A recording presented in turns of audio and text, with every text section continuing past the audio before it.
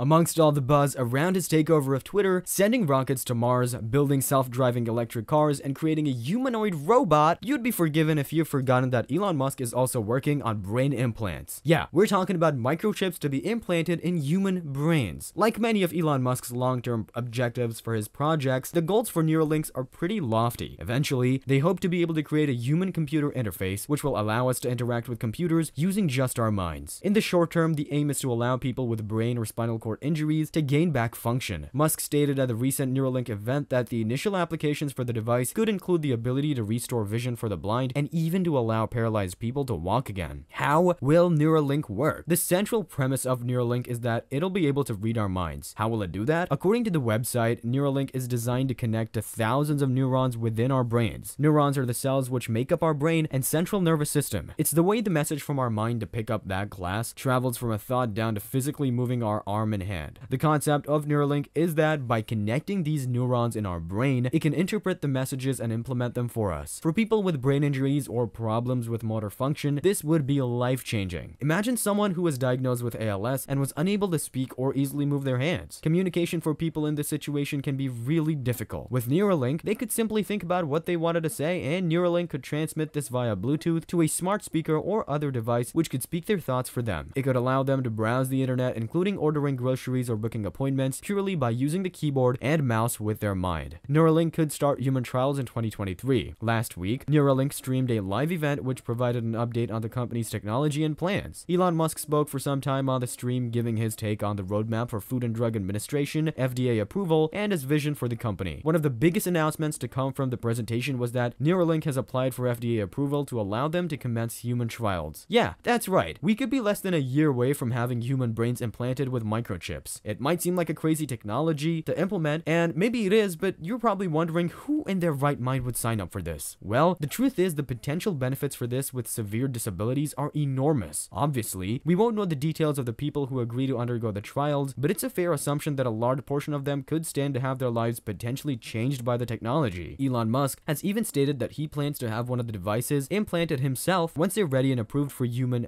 use. Controversy over Neuralink. Despite all these exciting claims, Neuralink isn't without controversy. Then again, would you expect anything less from a company run by Elon Musk? Most recently, they've been in the headlines over a reported investigation into their animal testing protocols. It's been alleged that there have been around 1,500 animals killed during testing, including pigs, sheep, and monkeys. That might seem shocking, but the unfortunate truth of the medical and pharmaceutical industry is that it's not uncommon. The fact that this number of animals have been killed through the testing phase isn't an indication that Neuralink is doing anything wrong. Animal testing is a vital part of the development process for new medical devices and pharmaceutical to test the safety and efficiency prior to the testing on humans. Even so, there have been accusations that the number of animal deaths have been higher than necessary. Outside of that, some medical professionals are skeptical over Musk's bold claims. The head of the Division of Medical Ethics at NYU Grossman School of Medicine, Art Kaplan, is one who suggests caution over the promises of the device, saying, "This isn't quite the same as trying to compete in the car business. You have to be really careful about overpromising or overhyping when you're dealing with groups like people with spinal cord injury, blindness, or neurological damage or disease."